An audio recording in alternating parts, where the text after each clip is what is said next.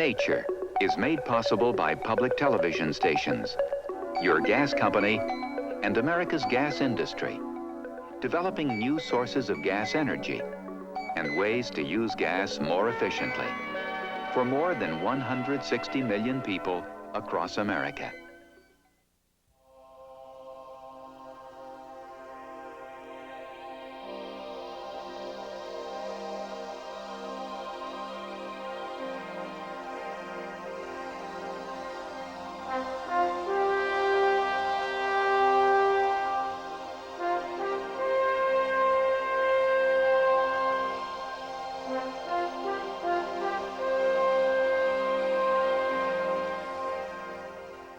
Hi, I'm George Page for Nature. Tropical forests are like magnets to biologists and wildlife filmmakers. It's not surprising when you consider that they're home to almost half of the Earth's plant and animal species and make up one of our planet's most basic life support systems. For close to 100 million years, tropical forests have encircled the Earth, incubators where the great diversity of land life evolved. Life in the tropics has to meet very different challenges from those in temperate climates, where the major problem is dealing with the cold of winter. In the tropics, there is no winter, and so the animals and plants have evolved in response to each other. And because so many life forms flourish, the challenge is to coexist, to get along. As a result, many bizarre associations have developed. This week's film was made in the Central American countries of Belize, Costa Rica, and Panama. The rainforest there is called Selva Verde, the green jungle.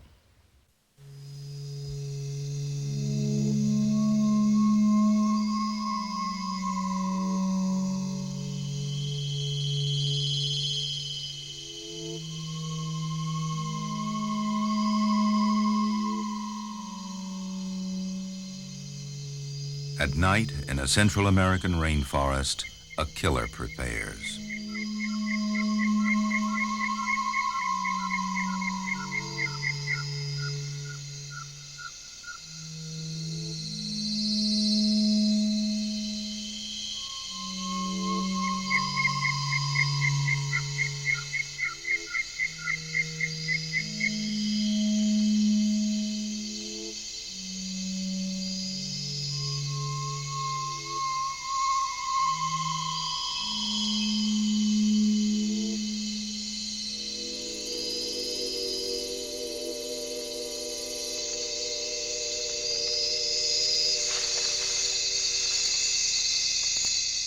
The prey is a young bat.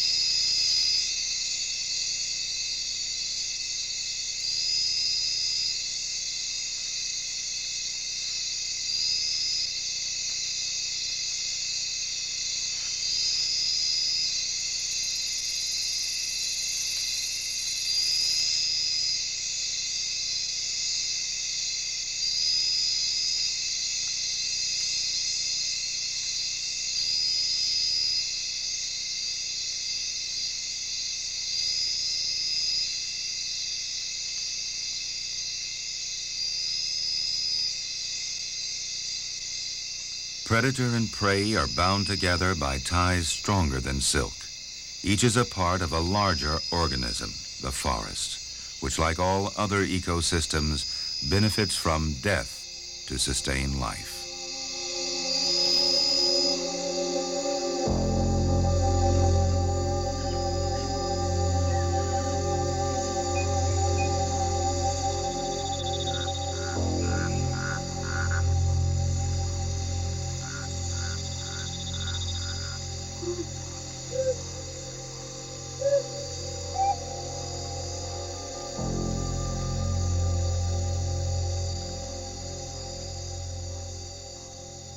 The young and the old are at risk, but there is coexistence between species as well as vicious struggle.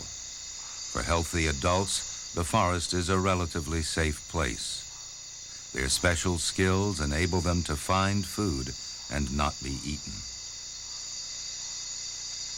The margay, with its almost unbelievable climbing skills, is without equal as a predator of the treetops.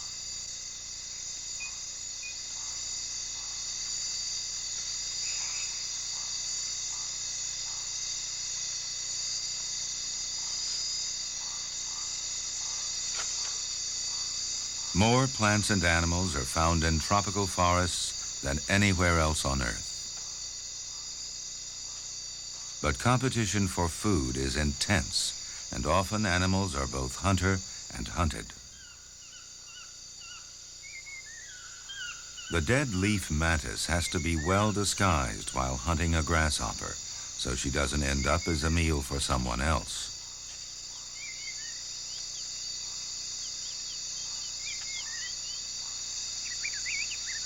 Only in the few minutes at dawn before their predators start foraging is it safe to mate. Even mating has its dangers for the male mantis. He must avoid being eaten not just by other predators, but by her. She is stimulated by the dawn light to release a sexual odor which draws him to her.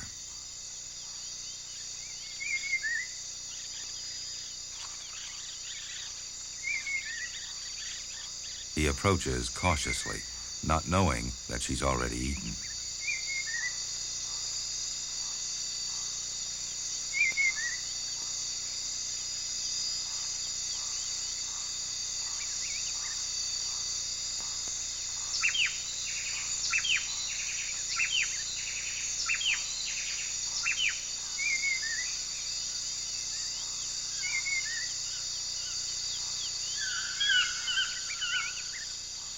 As it gets lighter, the mantis resumes its daytime disguise.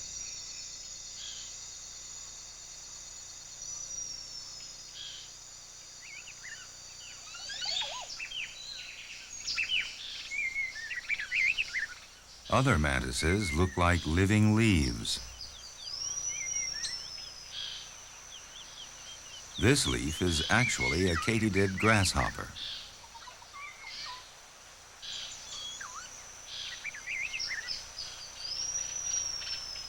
Other katydids resemble dead leaves, but some have taken camouflage to strange extremes.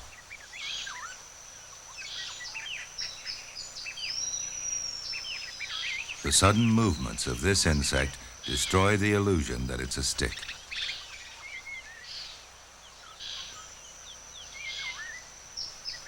A tree hopper appears to mimic a thorn, but it's probably just making itself difficult to eat.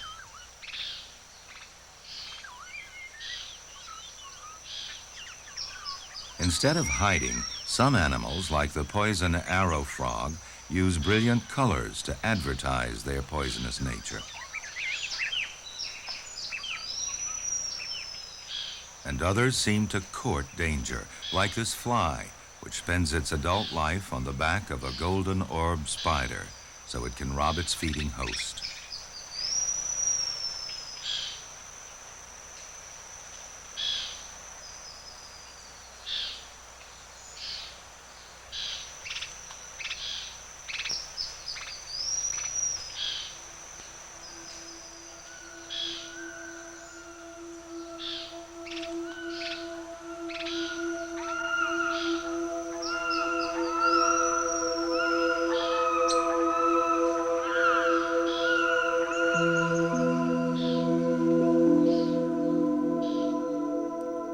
With the change of light, the leaves change. They begin to capture the energy of the sun and convert it into chemical energy. It's the lifeblood of the whole forest, and a chain of predators and prey circulates this energy through the forest community. These caterpillars, protected by their stinging hairs, are at the beginning of the chain.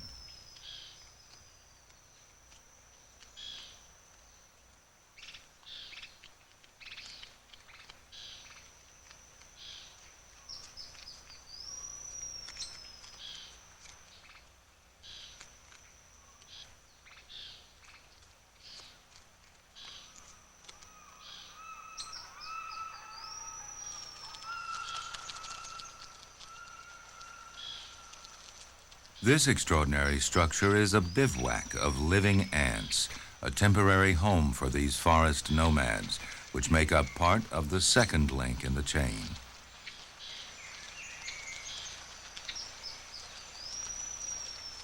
As the forest wakes, the bivouac dissolves into a column of army ants. For other insects, a raiding swarm is one of the deadliest predators on the forest floor. Many live as scattered refugees from the raiding column, often safe for generations until the ants come back.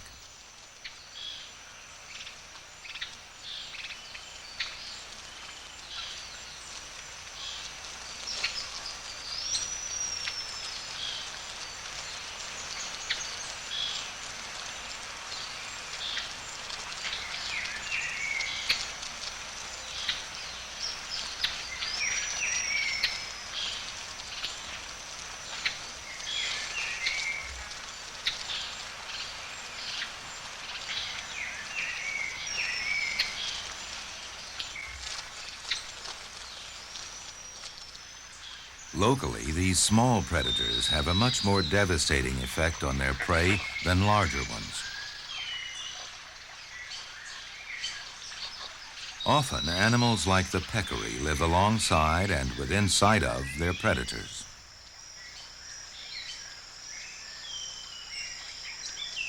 The jaguar is unable to pursue a life of indiscriminate slaughter like the army ant. She goes about killing cautiously. If she injures herself while hunting, it could be fatal, so she'll take the easiest prey available.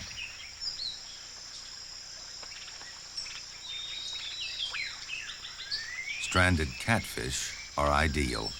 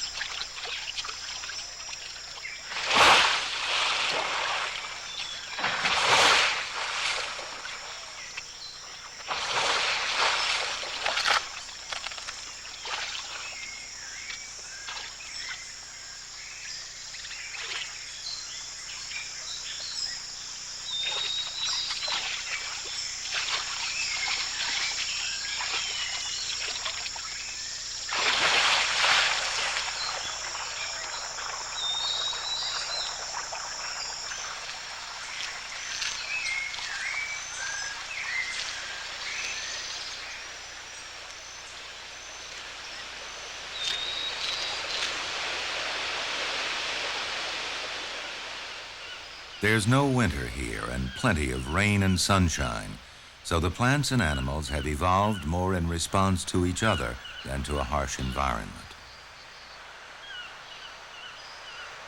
The impact of predators and the need to compete for food and shelter have forced all of the inhabitants of the forest to become increasingly specialized in the ways they interact. The survival of the forest depends upon these interactions. To understand them is to understand the forest itself.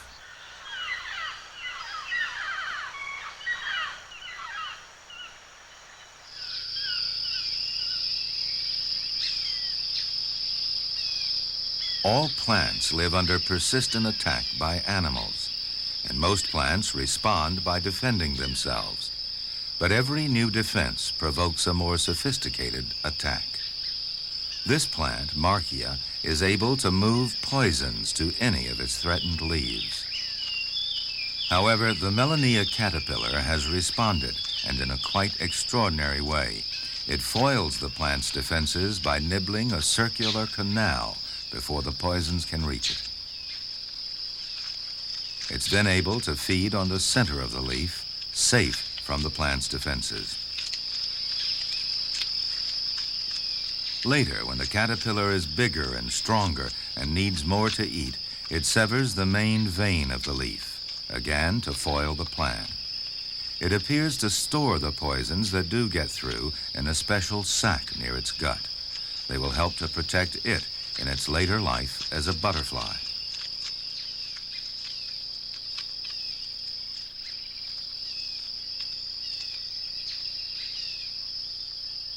prepare for this life, the caterpillar searches for a safe place to pupate.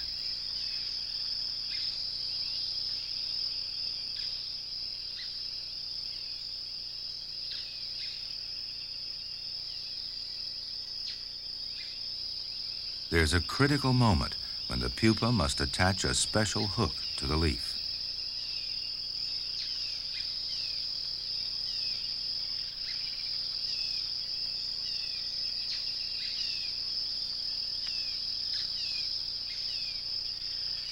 This anchors it securely during the miraculous change.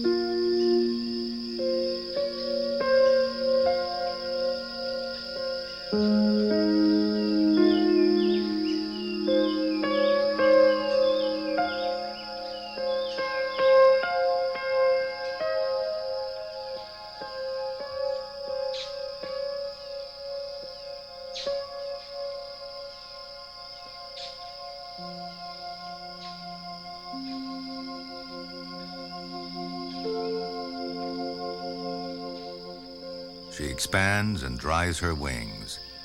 Most butterflies only live for a few weeks. Melania's different.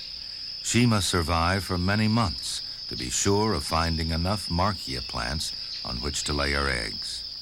She solves this problem by seeking out the raiding army ants. This is a dangerous place for insects. Those able to escape the ants are often caught by birds which follow the colony. The pickings are so rich that some species, like the spotted antbird, are almost never found away from the colony. The bicolored antbird also depends on the colony, and like the spotted antbird, it doesn't feed on the ants, only on their fleeing prey.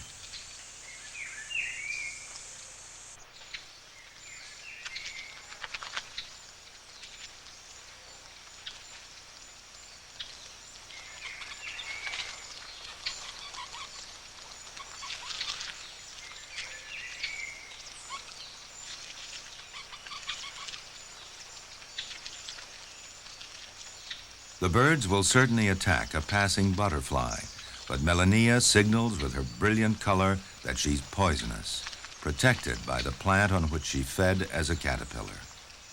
She has to seek out the ants because it's only with them that she can be sure of finding the birds and their droppings.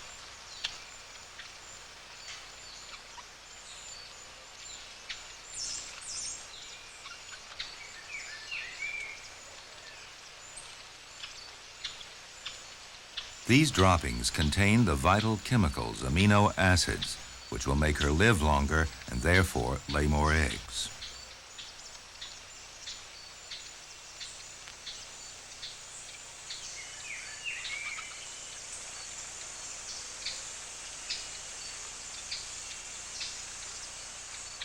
Not all predators are warned off by Melania's colors.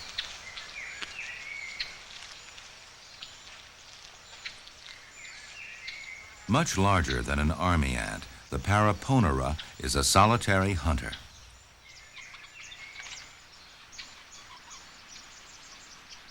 And keeps his prey to himself.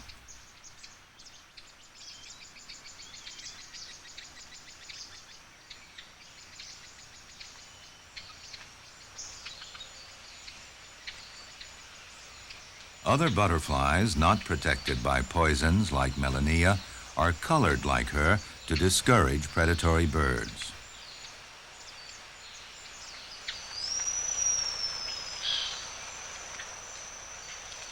Male Melania butterflies need plants too, but dead ones. They seek out plants of the Heliotropium family. When these plants die, they produce special chemicals, alkaloids. The butterfly takes them in through his proboscis, and with them makes pheromones or perfumes, which it then gives out through its special hairs to attract females. These alkaloids are poisonous and may also protect the male throughout the rest of his life. Later, during mating, it's even possible that the male passes these alkaloids on to the female, along with the sperm which fertilizes her eggs.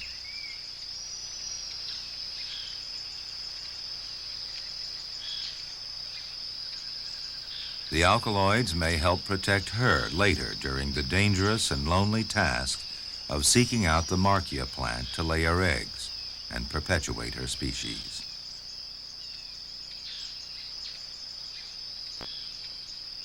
The whole web of forest relationships is held in a balanced tension by the need to eat, to reproduce, and to avoid being eaten in the process. The three-toed sloth has evolved a quite different technique for overcoming plants' defenses and for protecting itself: slowness. It uses energy at about half the rate of other animals its size. Its body heat, for example, is regulated by the temperatures of the air, and its digestion is so slow and complex that it's able to feed on many kinds of leaves which other animals won't touch.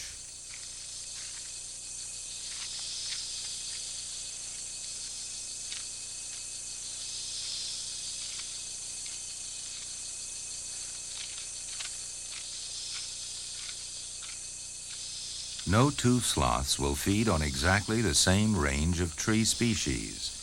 This greatly reduces the competition between them and enables more sloths to live in a forest.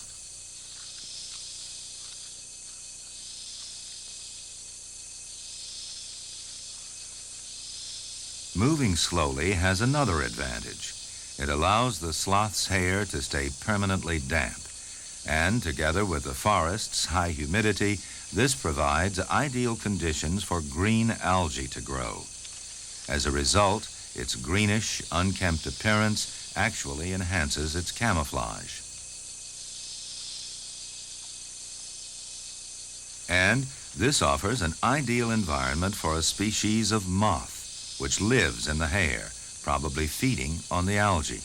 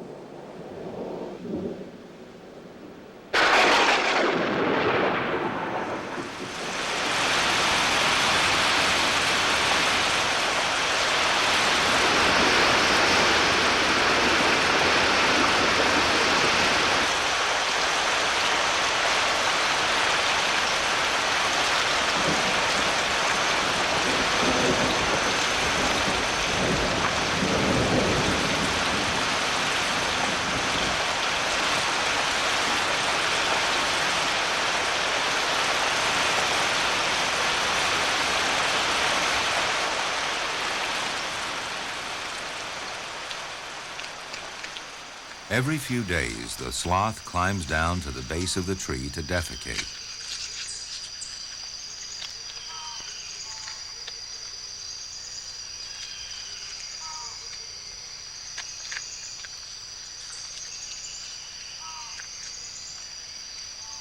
This is a vital moment for the moths. They lay their eggs on the droppings, and it's here that their larvae will feed and develop.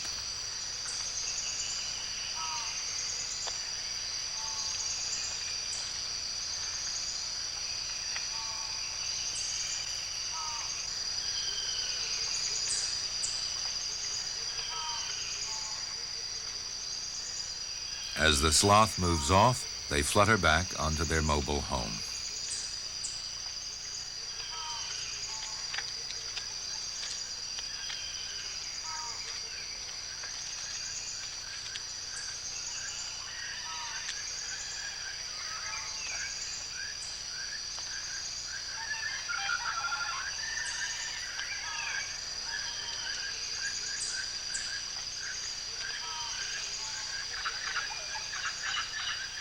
Curiously, one of the slowest moving mammals in the world is one of the most successful in the rainforests of Central America.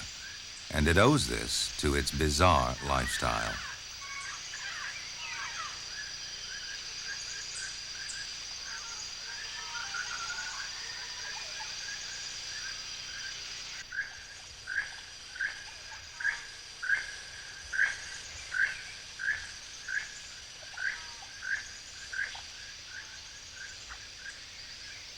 Fruit-eating birds like the toucans and these oropendulas have played a key role in the evolution of rainforest trees. For these birds, life appears easy. In order to get their vital seeds safely dispersed, many tropical trees produce abundant and brightly colored fruits containing seeds which are indigestible. Later, the birds will excrete these seeds far from the trees.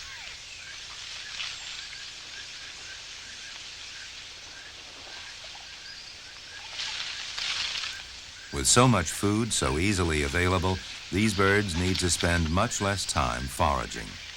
This has allowed them more time to evolve elaborate nesting and courtship behavior. Chestnut-headed oropendulas put their beaks to good use when nest building.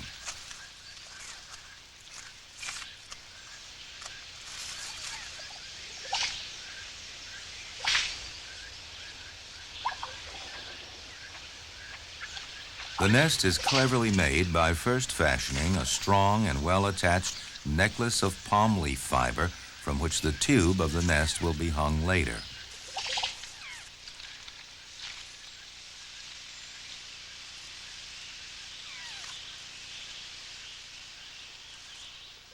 Nesting materials are stripped from nearby palm fronds.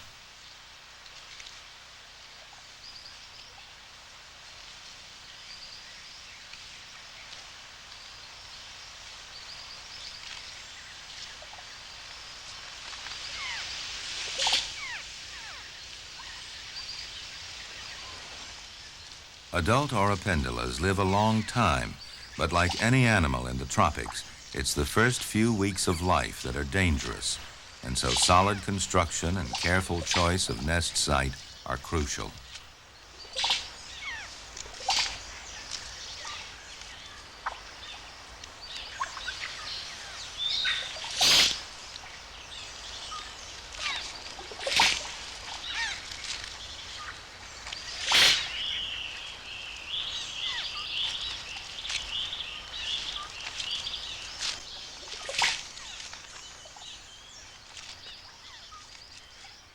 Nests are usually completed in about 2 weeks.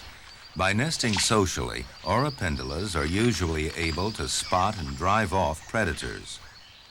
This is the cuckoo in the colony, a female cowbird. She's monitoring the comings and goings of oropendulas because she's going to lay her egg in the oropendula's nest. Her attempts to enter the nest are vigorously rebuffed.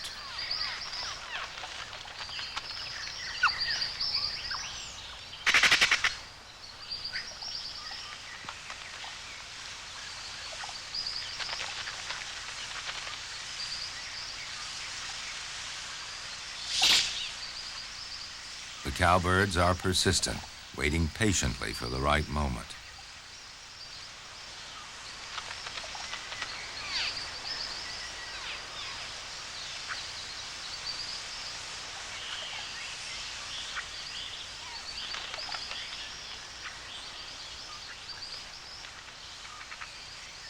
She must lay her egg only when there's a single oropendula egg.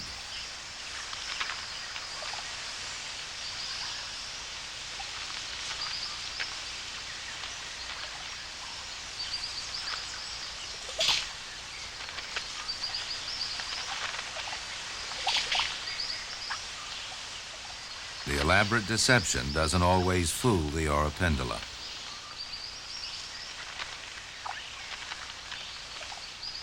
The biggest threat to the Oropendola colony is the botfly. Inside a hanging nest, young Oropendola chicks have just hatched. They look healthy, but in fact, the botfly has just parasitized them.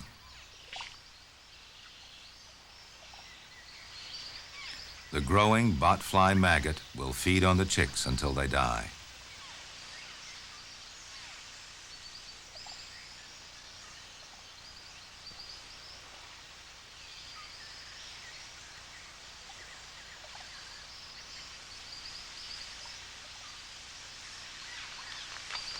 Without some protection, the whole Oropendola colony could lose all its chicks.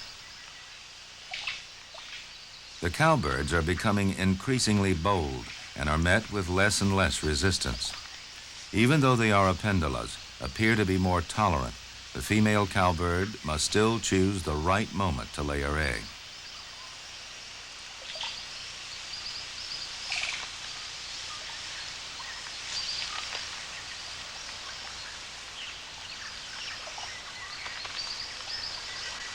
This time, the egg is accepted, and the reason soon becomes clear. The young cowbird on the left has hatched first, and although blind, reacts instinctively to the presence of the botflies, trying to catch them, and in so doing, inadvertently protects the young Oropendola chick.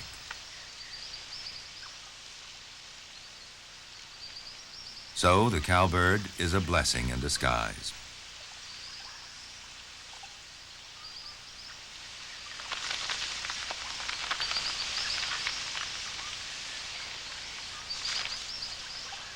This male yellow-rumped cacique is inspecting one of the nests. He's of the same family as the Oropendolas and often visits their colony to display. His own colony is in a tree nearby. As the dominant male, he defends his perch vigorously against other males.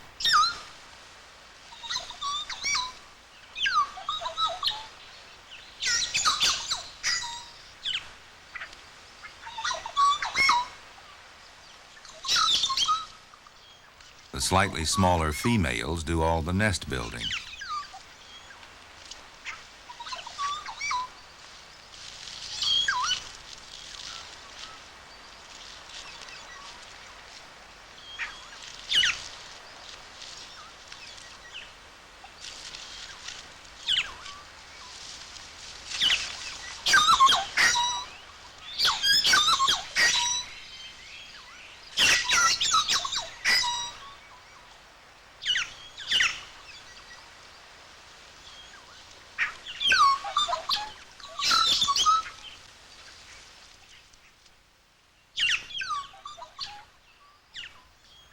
Nesting caciques suffer the same problems as Oropendolas, but in this colony they successfully drive off lurking cowbirds.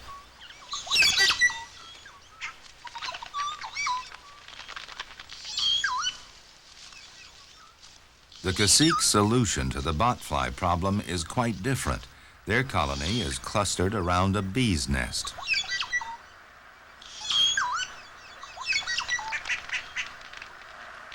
The bees are extremely aggressive, and the sheer force of their numbers excludes adult botflies from getting anywhere near the cacique nests.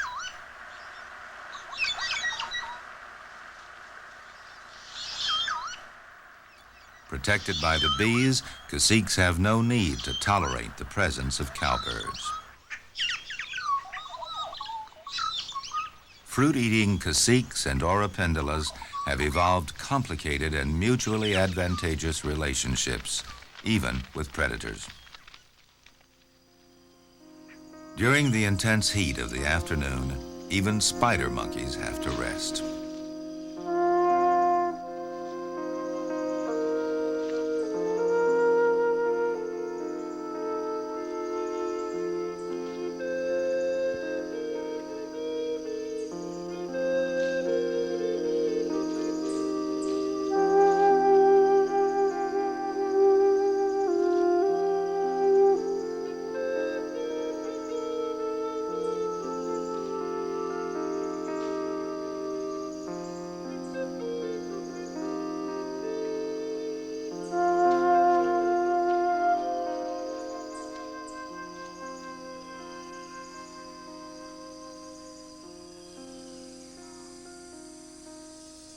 The Hymenaea tree has evolved a very different strategy for dispersing its seeds.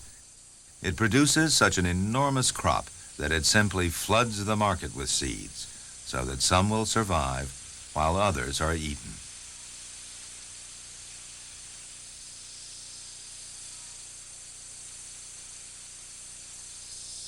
The seed killers take many forms. Inside one of the pods is an adult weevil which has developed on the seeds.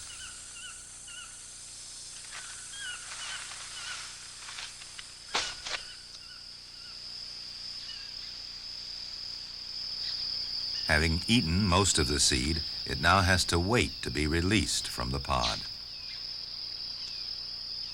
Another seed killer, the agouti, specializes in large fallen pods, like those of the Hymenaea.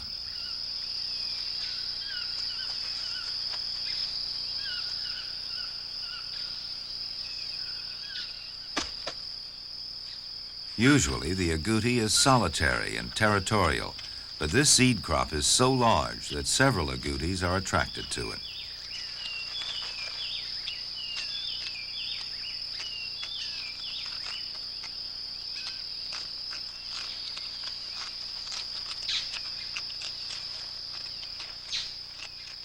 The rock-hard pods containing the seeds are so difficult to break open that the weevil can only get out with help.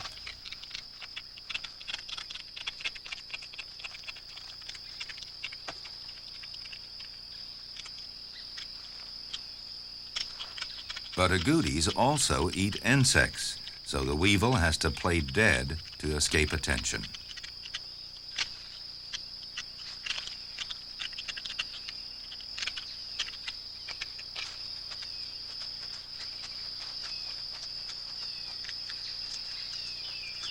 Now it's safe to run off.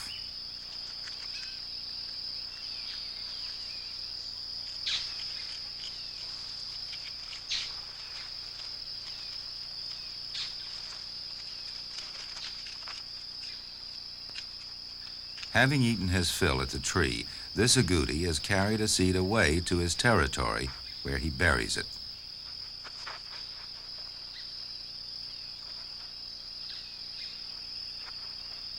By burying individual seeds over a wide area, the agouti reduces the chance of their being stolen.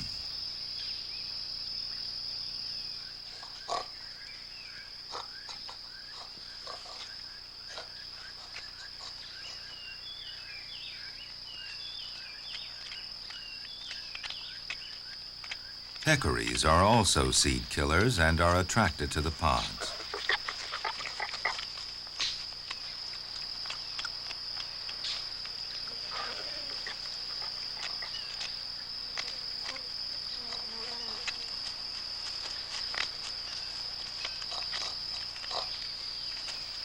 But they're not alone.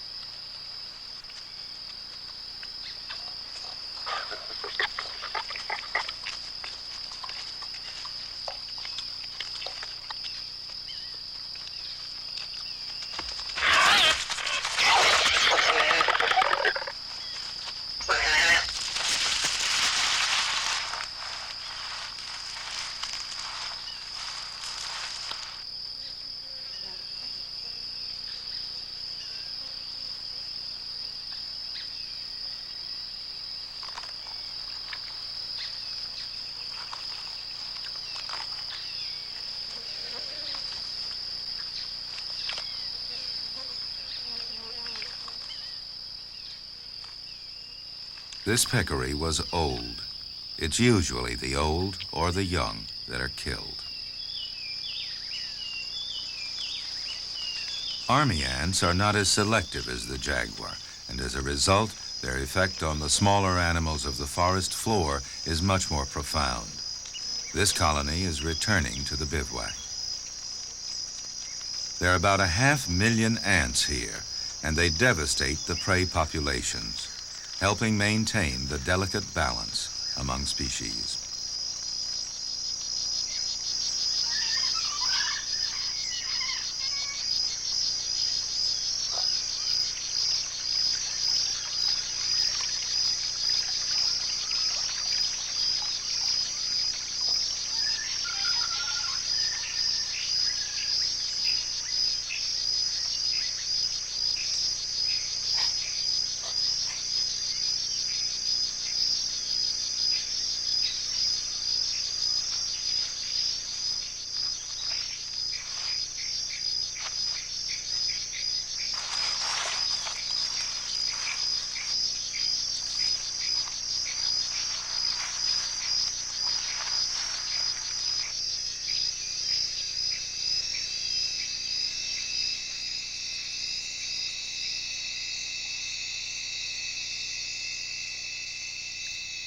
Night brings a renewed attack on the hymeneopods.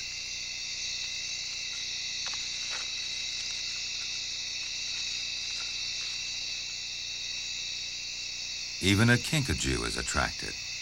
It usually prefers softer fruit, but in its search for a plentiful food supply, it will take the pods as well, even if they are hard to open.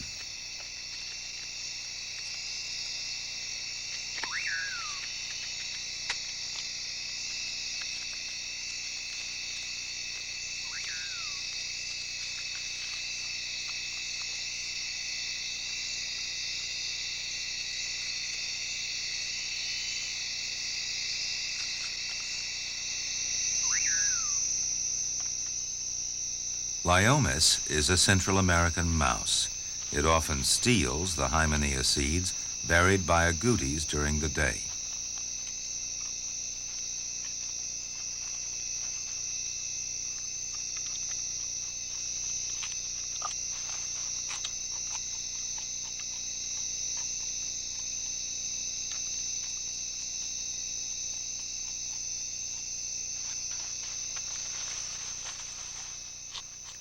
It's a useful find and nutritious.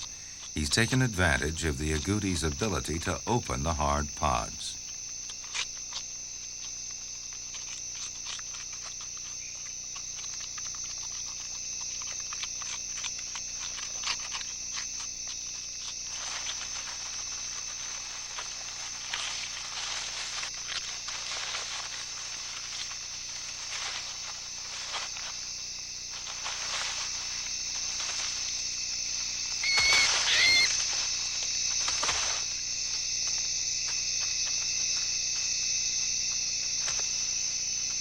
Occasionally, margays hunt on the forest floor, but they'll always return to the canopy to feed.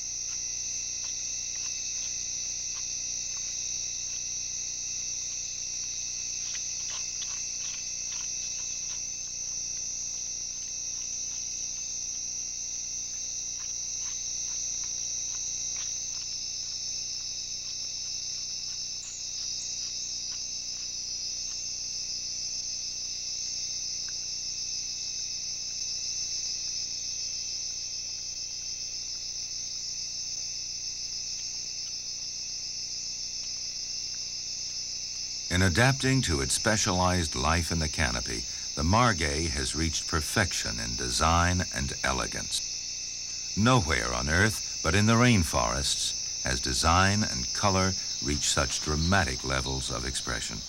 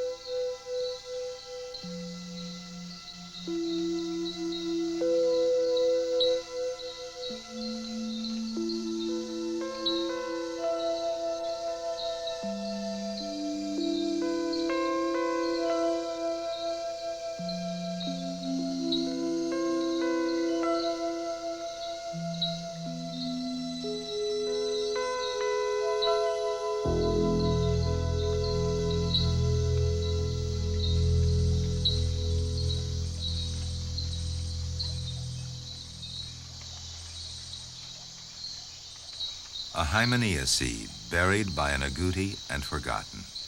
Now it has germinated, the first step in its battle to become a rainforest giant.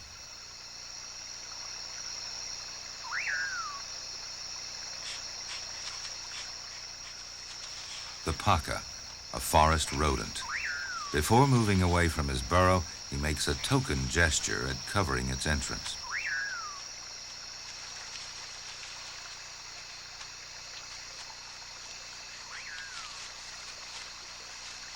He is a killer of seedlings.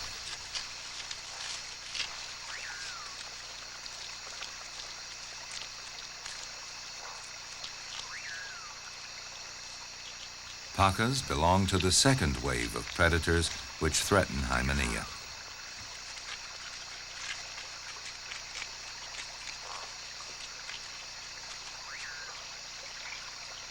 With the pressure on both night and day, most of hymenaea's seeds and seedlings are gradually destroyed.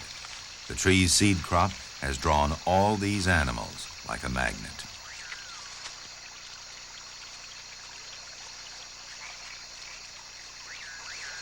No young hymenaea tree will grow near the parent tree, so a space is left which will be filled by other kinds of trees with completely different predators.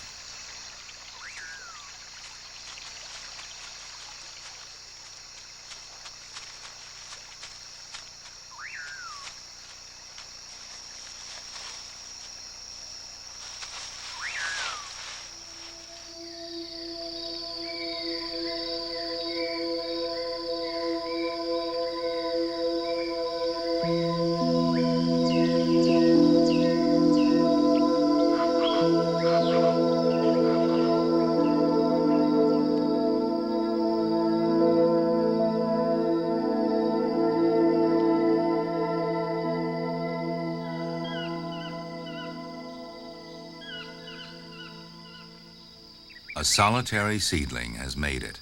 Forgotten by the agoutis and missed by the pacas, it develops well away from the parent tree.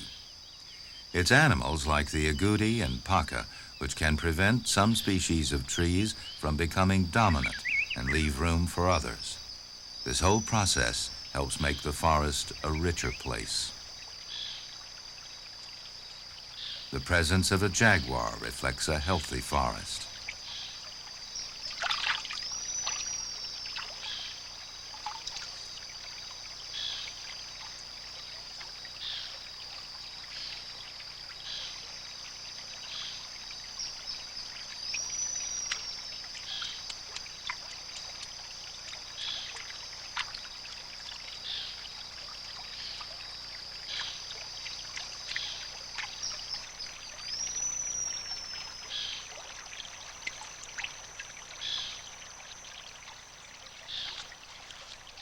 This is the largest and most vulnerable of all the forest's predators. It's also the most dependent on the health of the forest. Fewer trees will support even fewer animals. It takes large areas of forest to support jaguars and enable them to reproduce successfully.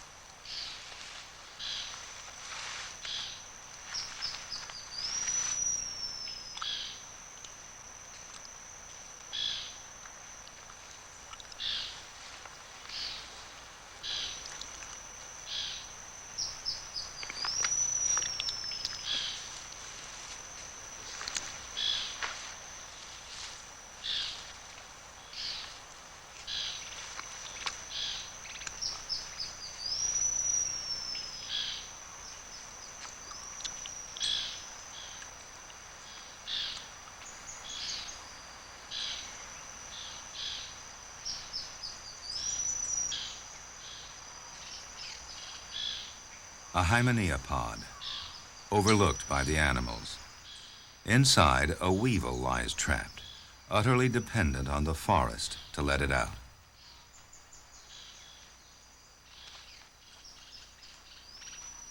But a new species has entered the forest now, one which doesn't understand or know the rules. Man, with his slash and burn technique to make room for short-term crops and cattle production. Not only in Central America, but around the world, the forest is disappearing. Within a generation, man will have all but eliminated the rainforests and stopped evolution in its tracks.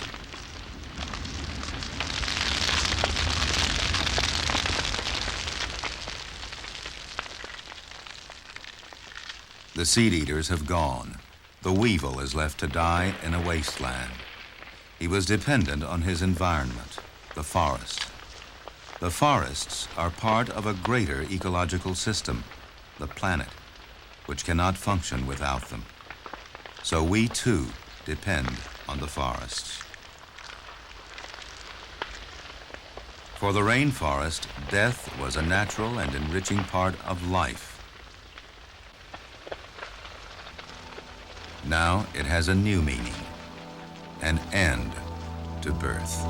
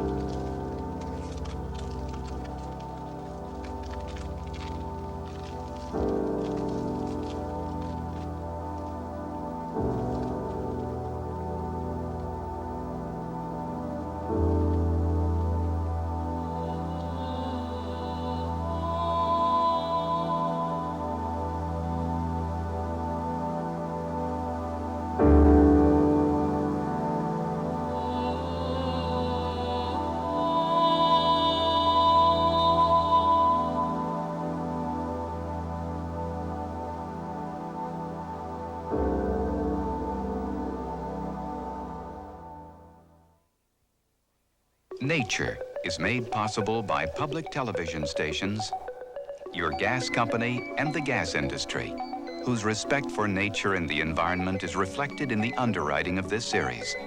America's gas industry provides 160 million people with natural gas energy all across the country.